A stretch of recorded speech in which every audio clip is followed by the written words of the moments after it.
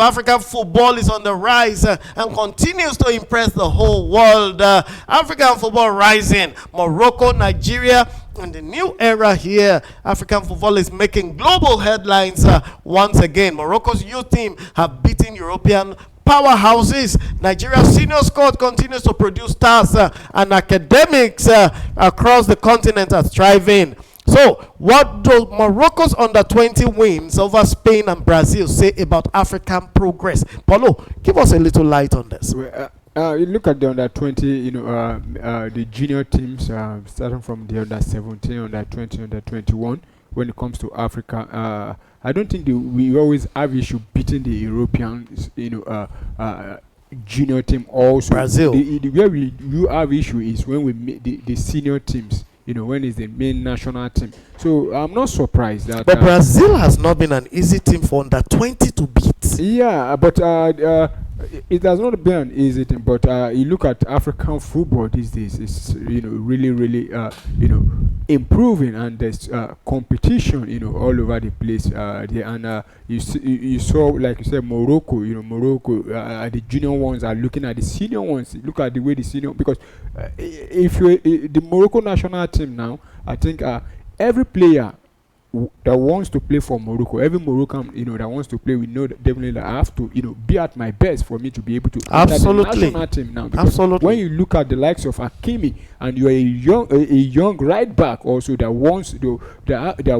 enter the team, you definitely want to give everything. And we saw that with the under-20, they're giving out their best, defeating the likes of Spain, Brazil, all over the world. It's not surprising to me, the under-20 beating those teams. So where we have issue is the national team, and I think but the Moroccan national team didn't do badly at the last World Cup. The gap are beginning to we are beginning to close the gap little by little. Right, little by little, because if I recall well, Morocco national team actually was in the semi-finals of the last World Cup. They nearly got into the final. They played third place. So they played the third place and lost. So African nations finally getting the respect and investment they deserve in football right now through these young ones. No. They are far from it. The respect is not there. If they want any respect, they better start winning the World Cup. Because that's you mean the proper World Cup or the Junior World Cup? I'm not talking proper about World Cup. The proper World Cup. Okay. The I thought you were saying about. Yeah. Why FIFA created the Junior World Cup is to breed talent. Yeah. They don't really recognize winning it. So the main World Cup is the main thing. So when they start winning the World Cup, now they start getting attention. Right. So which nation to you in Africa looks the most potent to first of all finish in the final of the World Cup or win it? Morocco, Nigeria, Senegal, Egypt. I think it's still Morocco, and they still have the structure, the group of those players, and they that went to the last World Cup, and you look at it after the World Cup, how the team have been, going, playing, how they been feeling, and you could see they still there, the hunger. Looking at that group stages of the World Cup qualifiers, they were just blowing teams, so easily, and even when they play international friendly against the teams from the South America, they were still out there winning. So I still think it's Morocco.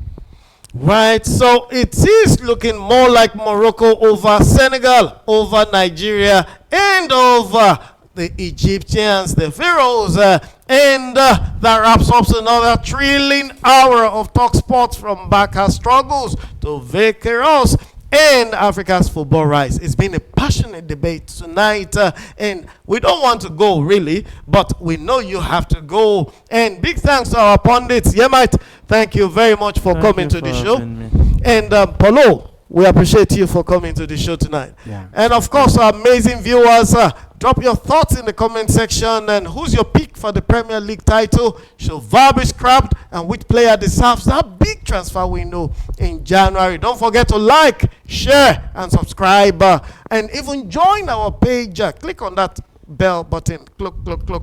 Just click on it and then you'll subscribe and you'll get our weekly football talk. You'll get our notices and see you the next time. My name again is Yinka Adegbuyi. Friends here call me the dog, and this is Talk Sport, Premier Sports Fans, and saying good night for now. Have a wonderful football life.